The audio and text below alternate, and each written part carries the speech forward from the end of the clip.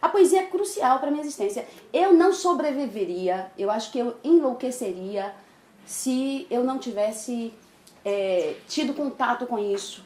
Eu teria sido profundamente infeliz, eu acho.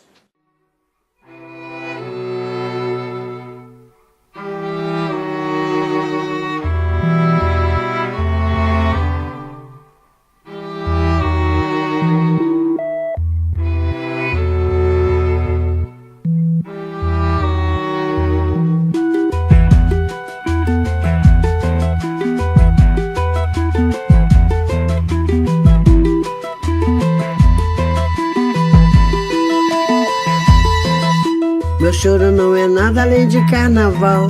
É lágrima de samba na ponta dos pés. A multidão avança como um vendaval. Na época eu fazia catecismo, e no catecismo eu tinha, antes de começar aquela aula maluca, que era uma loucura aquela aula da professora de catecismo, o contato com os colegas, eles liam quadrinhas. E eu disse, isso me interessa. Aí num dia de 11 anos de idade, aniversário, e meu pai disse, o que você quer ganhar de presente, minha filha? Nessa época ele tinha condição de fazer essa pergunta. E eu disse, eu quero um livro de poesia, achando que eu encontraria as quadrinhas dos meus colegas. E o que eu encontrei, quando o pai chegou em casa, foi 100 sonetos de amor, de Pablo Neruda, aos 11 anos de idade. Isso é determinante na minha vida, e por isso que eu falo que a poesia, e aí esse livro passa a fazer parte da minha leitura cotidiana. Eu levo para a escola para me exibir, porque a menina negra precisa se exibir para ser aceita, e eu levo como se eu fosse uma senhora com o livro na mão, e eu exibo, e alguns colegas pedem emprestado, e aí eu estabeleço uma relação de contato, de amizade, enfim. Poesia é fundamental. Além das enciclopédias que eu tenho guardadas até hoje aqui em casa. As enciclopédias traziam, e nesse período do catecismo eu li na enciclopédia, antes que qualquer professor pedisse, eu li Fernando Pessoa dizendo, mas se Deus é céu e mar e terra, por que eu devo chamá-lo Deus? Ele é mar e terra e árvore e pedra. Depois que eu vi isso, eu digo, eu não preciso mais do catecismo. Uma felicidade clandestina. Eu acho que eu sou uma clandestina, uma estrangeira. E a felicidade, como em Clarice, ela é sempre arbitrária, né? Ela vai sempre subversiva. E esse contato com os subversivos, o contato com os políticos de esquerda na universidade, né? Essa felicidade com o livro é uma felicidade que a vizinhança vai te taxar, e você só saberá disso mais tarde, que você era louca. Eu soube disso, a vizinhança achava que você não era normal, porque você lia muito. E eu lia no período em que as pessoas estavam buscando o carnaval. As minhas irmãs estavam fazendo uma coisa que eu acho tão saudável, que eu não fiz porque eu precisava dos livros naquele momento. Elas iam para a rua com os primos e as primas, iam para o carnaval, e eu estava em casa. E talvez aí você chegue num período, numa situação limítrofe de sanidade e de busca por uma saúde, porque a literatura é clandestina e o livro é clandestino porque me joga num espaço que a realidade não me dá, que é um espaço onde eu me identifico, um espaço de questionamento, um espaço de deslumbramento, a palavra seduzindo de uma forma que o cotidiano não dá, a fuga, né? A evasão. É uma forma a poesia e a arte é uma forma de evadir-me, de sair dessa realidade, de buscar outros caminhos, de ser mais feliz. Então, ler Machado, ler José de Alencar, naquele período, eram leituras que me faziam o que eu sou hoje. Eu caminho para tornar essa poesia cada vez mais desafiadora dentro da minha vida.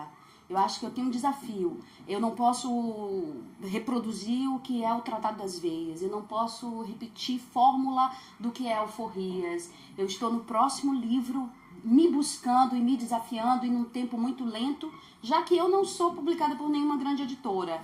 Eu tenho um tempo que é meu, uma liberdade que é minha dentro dessa trajetória de professora, 40 horas, desse espaço de liberdade de busca.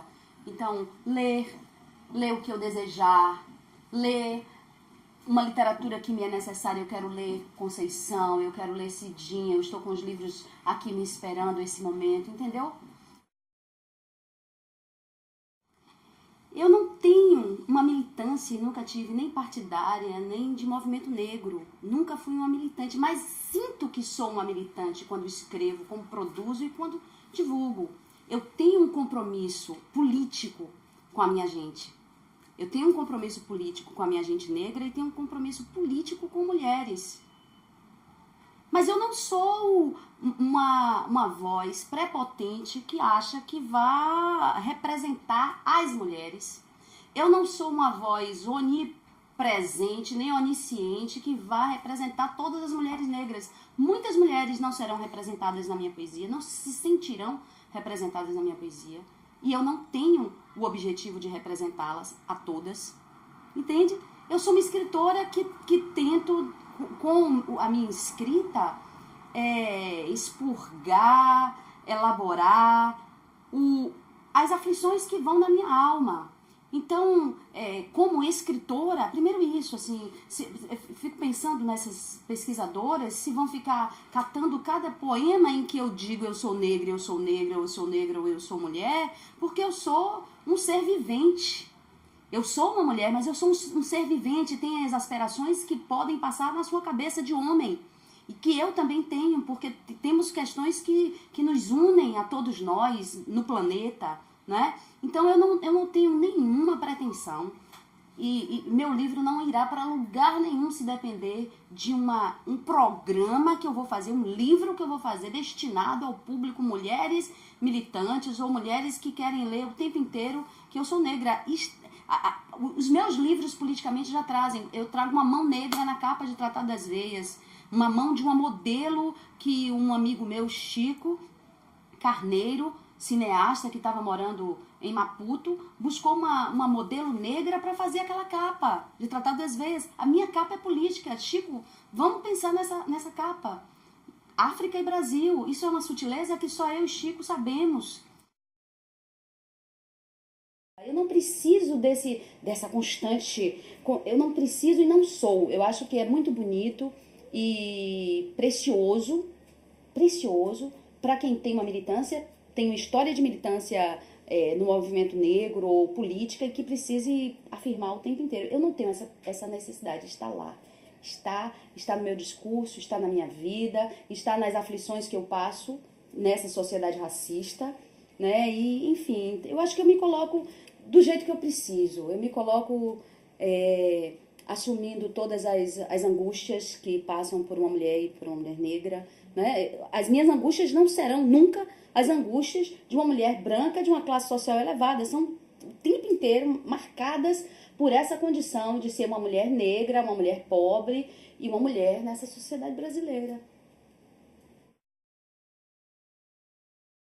E nesse encontro que tivemos em Caetité, eu falava disso, o quanto o período da TPM me é fértil para o desespero, para a agonia, para o enlouquecer e produzir poesia, e produzir prosa, e produzir arte, porque é um momento que eu não sei se algum estudioso já parou para ver, mas eu noto isso desde os meus 14 anos, desde a menarca, que a mulher tem uma potencialidade de olhar tudo que é grade, tudo que é cela, tudo que a encarcera de uma forma desesperadora. Por isso esse caráter de loucura eu acho que muitas mulheres têm durante a TPM, porque é um estado de lucidez plena, assim, de basta, de não comer a reggae de ninguém, entendeu? Não vai comer reggae de ninguém, vai extrapolar, vai se exasperar, vai se expressar, vai dizer não, vai chorar, vai xingar. E esse momento é um momento que eu produzo muito. Durante toda a minha vida é um momento que eu produzo muito. E aí falávamos no encontro que agora eu me aproximo da menopausa. E eu quero olhar o que é que essa menopausa vai me trazer em termos de poesia também. Porque eu sou mulher e eu vivo esses dramas. Eu sinto ovular. Eu sinto os óvulos. Eu sempre senti com uma intensidade muito grande. E isso está na minha poesia. Eu acho que a palavra óvulo é uma constante nos versos, nos poemas que eu tenho. E quanto ao primeiro poema do livro Tratado das Veias, que eu intitulo Livro, Quando eu uso a imagem do marujo, do lançar-se ao mar, eu acho que eu tô namorando um pouco com Pessoa, mas eu tô pensando nesse livro que eu coloco no poema, vai ser esquecido nas estantes, não vai ser divulgado. Esse livro que vai morfar e que os poetas, os poetões, os medalhões vão olhar de forma jocosa, vão olhar de forma desprezível, né, preconceituosa. Então, o Marujo, eu acho que é esse homem que foi ao mar, esse homem que se lançou. Eu não tenho uma consciência para quem é que eu estou escrevendo o primeiro livro, mas o livro é no sentido também de dizer que ali tem muitas vozes me acompanhando. E são vozes caras, e aí não tem citação de autores negros, não tem a citação de autores negros, porque a minha formação, essa formação primordial é uma formação que veio da escola e que me atravessa ali até ali, por brancos e por mulheres, assim, porque eu cito a Adélia, que é como se fosse a voz de Adélia está presente. Eu acho que a Adélia tem uma importância para a minha poesia, mesmo que hoje eu não a leia com a mesma paixão daquele momento.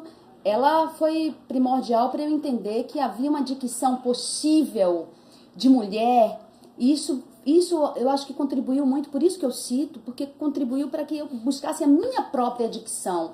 Não será a Adélia, será uma mulher muito mais erótica, uma mulher muito mais ousada, uma mulher que não é católica como a Adélia, uma mulher que não é branca, uma mulher que não é de Minas Gerais, que é da Bahia, que é do sul da Bahia, que é grapiúna, que tem sua identidade própria, entende? Mas que é importante. Lorca é citado nesse poema, porque essa busca política por um poeta tão precioso, tão delicado, um poeta que é dramaturgo e que me toca como atriz na sua dramaturgia, e que me toca como atriz na sua poesia levada para a sua dramaturgia, porque é uma estupidez reinante na nossa sociedade, que se você faz prosa, esqueça a poesia.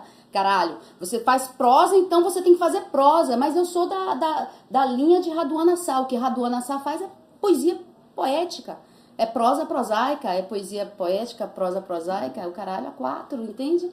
Eu não tenho essa... Os meus mentores, você vai buscar a Lígia Fagundes Telles, não está citado aí, mas, poxa, Drummond, Lígia é importante para a minha prosa, eu li essa mulher, acho que não há poesia em Lígia, não há poesia nessa prosa, há poesia nessa prosa. Drummond é caro, é precioso, Drummond é político e tem um ritmo, uma cadência, principalmente um ritmo que me desespera, que me agonia, que me encanta. Eu cito outros aí, mas, enfim, o livro é para dizer dessas preocupações. O livro não vai ser lido, o livro vai ficar mofando em instantes, vai ser desprezado, mas olha, eu tô lanço-te ao mar, para o esquecimento, inclusive, e quando eu lanço com essas vozes que me acompanham e que eu não farei citação. Eu não farei citação de Adélia, por exemplo, que eu acho lamentável. Hoje, com 47 anos, eu faria citações mais explícitas. O próximo livro terá citações mais explícitas. Mas esse primeiro poema é uma espécie de dizer assim, as vozes que estão aqui são essas. Mesmo que não estejam, como Adélia, citadas em alguns versos. O erotismo, ele entra na minha obra como uma forma de contestação, de protesto, de resistência. A mulher foi durante muito tempo e ainda é na nossa sociedade, porque estamos falando de uma sociedade muito arcaica, contemporaneamente muito arcaica, onde alguns tabus ainda são levados em consideração, principalmente para as sociedades, para as comunidades mais interioranas, para as sociedades mais pobres. Ainda a violência, essa violência contra a mulher ainda se estabelece muito através dessa relação com a sua sexualidade, né? A questão do estupro. E aí essa quando eu abordo e quando outras mulheres abordam o erotismo, é uma forma de desconstrução de uma mentalidade machista, onde só ao homem foi atribuído falar de sexualidade, inclusive de forma pornográfica, porque a mulher sempre foi vedado. Eu ainda não senti uma necessidade de ser pornográfica, ainda não senti essa necessidade, mas quero ter a oportunidade de sentir e poder expressar, e outras mulheres que sintam e escrevam, porque é uma forma da gente desconstruir, é uma forma de ver o quanto temos temos os mesmos direitos e deveríamos ter as mesmas oportunidades. É uma ferramenta de desconstrução dessa mentalidade machista.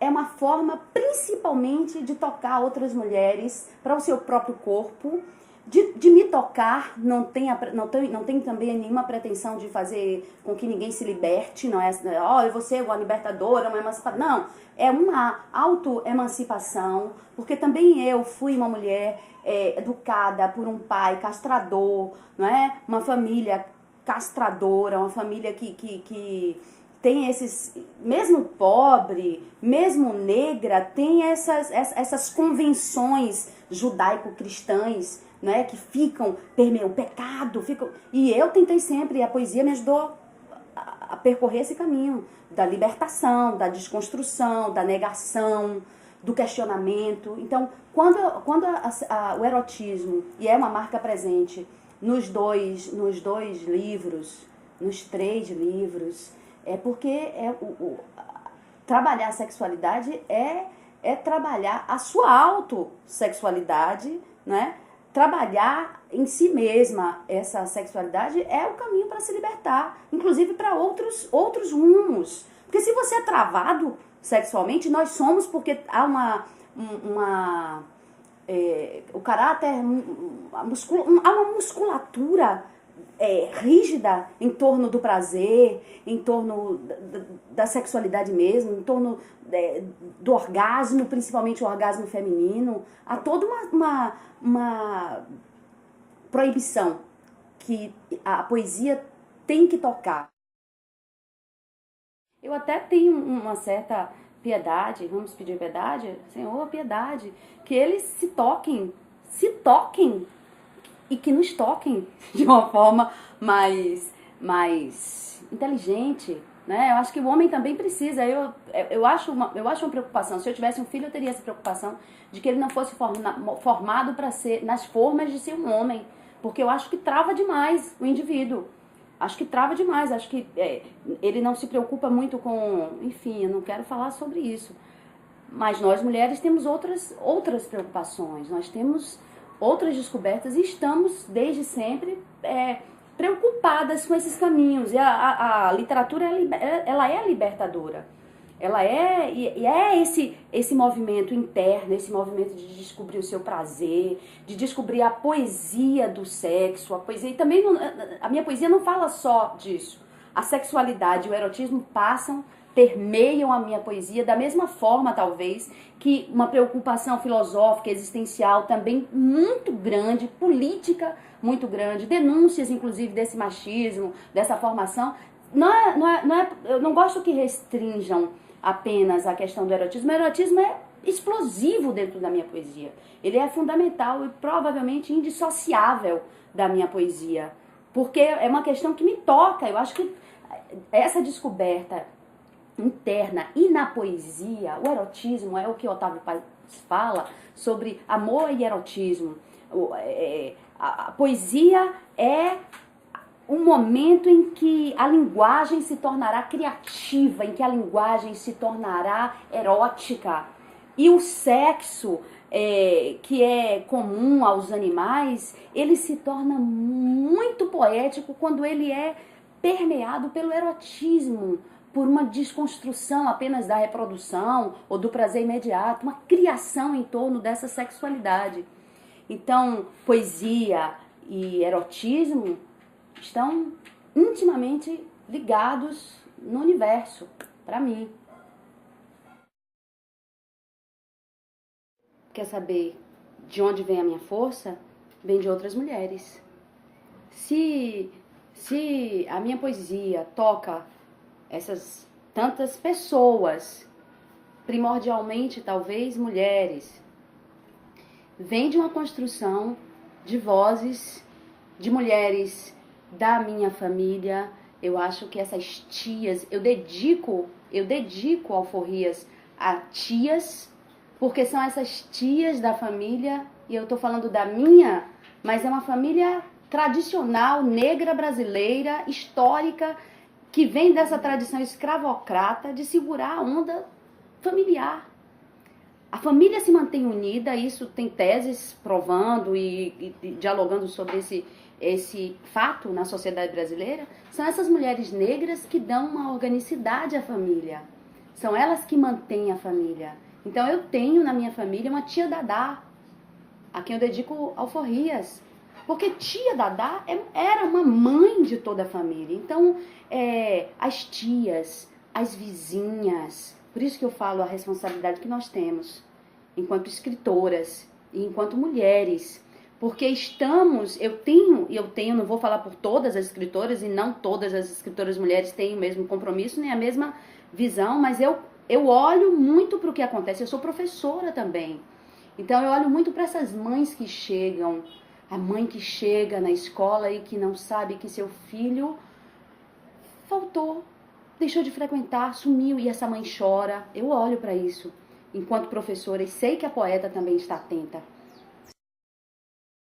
Fodam-se todos os consagrados que forem preconceituosos e que não nos vejam.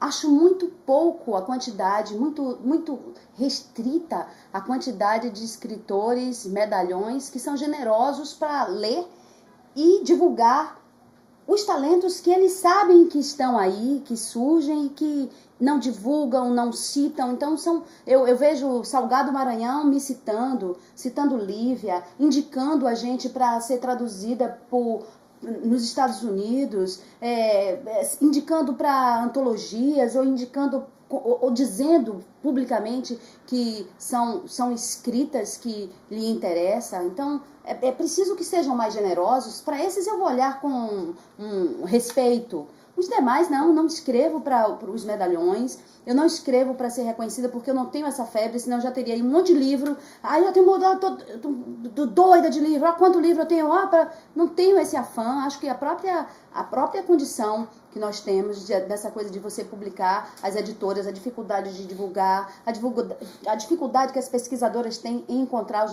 nossos livros nas estantes. Eles não estão nas estantes, eles estão mofando em algum armário da pequena editora que está tentando divulgar os livros.